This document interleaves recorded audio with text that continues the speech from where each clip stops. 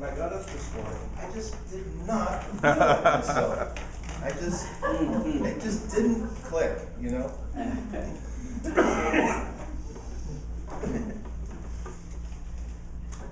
I had the opportunity to go down yesterday to the USS Midway. I spending time with another veteran, an Air Force veteran who's homebound, and we just had lunch at Sioux Plantation, and after that he left his truck there, and then we tootled down to Midway and spent an hour down there, and then they came back. Very enjoyable. Just great time to be out. Great day, sun, wind, and you're outside for most of the time. So if you can get down there, and this year it's really great. I had an opportunity when I was growing up to have some great momentum dancing with my friends. I remember driving into San Francisco and my high school friends, and we'd get there about 9 or 10 o'clock to the club, and we would dance till like 4 or 5 o'clock in the morning, literally. And our method was we would go in, get our stamp, and then come out, and we would keep beer in the back of the car. And I'm serious, we'd get into the car, drink, and then go back into the club, because nobody would know anything, and we'd save a lot of money. And I see friends on Facebook. They have this club in the city. They call the San Francisco the city, called the Temple, and it's got this Muslim celebration kind of thing about it. But I'm way beyond that. My bogies are a lot older than that.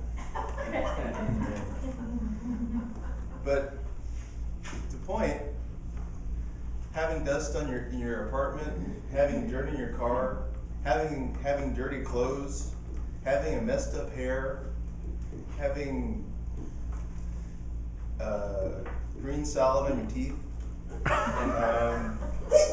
having somebody sneeze right into your face, and not covering their mouth. Don't sweat the small stuff.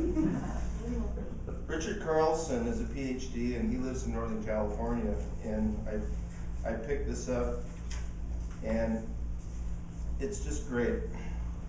The first point is make peace with imperfection.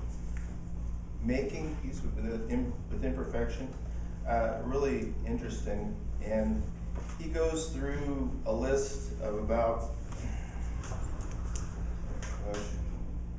100 different points. So I'm not going to go through them all, but each point is about a page and a half long. I'll try to dig into a few to whet your appetite, and it's available at Barnes & Noble, so I just encourage you to go out there and pick it up. It's just a necessary part of your library. Let go of the idea that gentle, relaxed people can be super achievers. Be aware of the snowball effect of your thinking.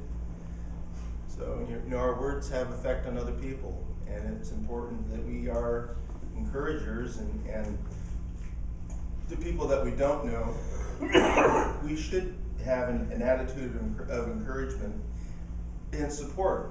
And the more people we get to know, we can give them our negative feedback and our negative emotions. And it's not so much for entertainment purposes or support, but to be sensitive and to be accurate, and to be able to quantify our words so that we're not saying something that's just, say, bucket. It just isn't worth it. And develop your compassion. Remind yourself that when you die, your in basket won't be empty. So there'll be things that people will be talking to you about that you will still be around. Don't interrupt others to finish their sentences. Do something nice for someone else and don't tell anyone about it. remaining anonymous, doing something when nobody else is around. I think that develops proactiveness, because you're not waiting for somebody else. But if you have somebody that wants to have a note or a cookie or a plate or something, or a reward, provide good rewards for people.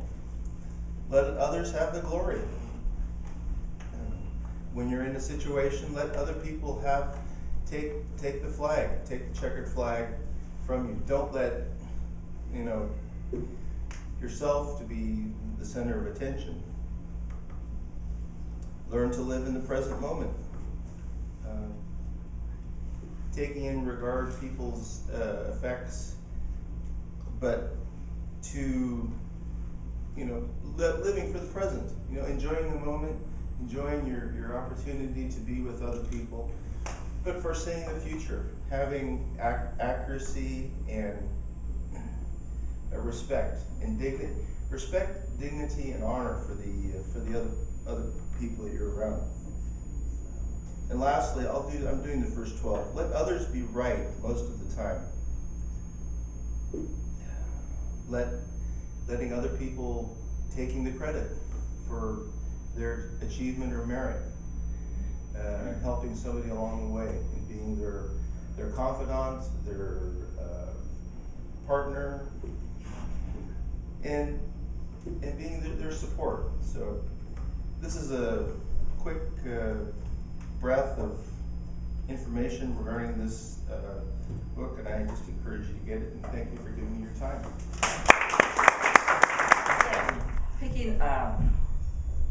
I loved your speech. It was very helpful, useful information. It was a wonderful list that you gave us, things that, for example, live well in the present, glory to others, not thinking of ourselves, but thinking about others. I thought that was a wonderful theme that you gave in your speech. A couple of things that I thought that we talked about you doing less of, and that is reading less and maybe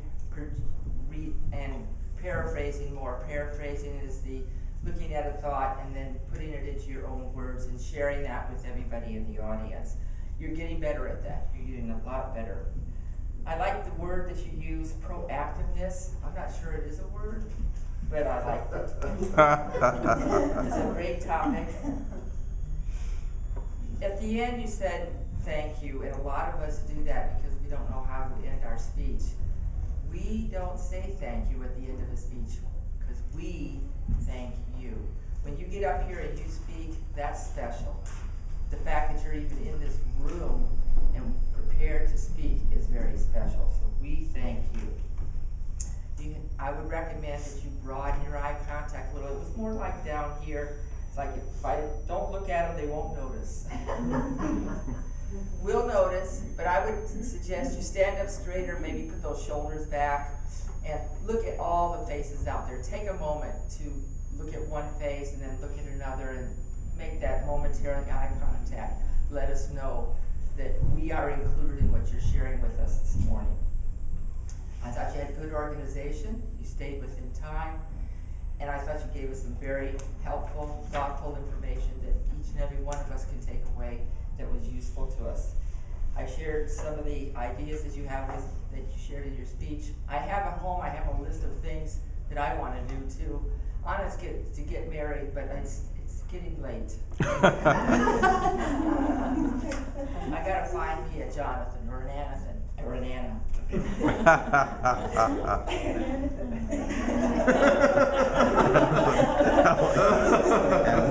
medical marijuana for me. I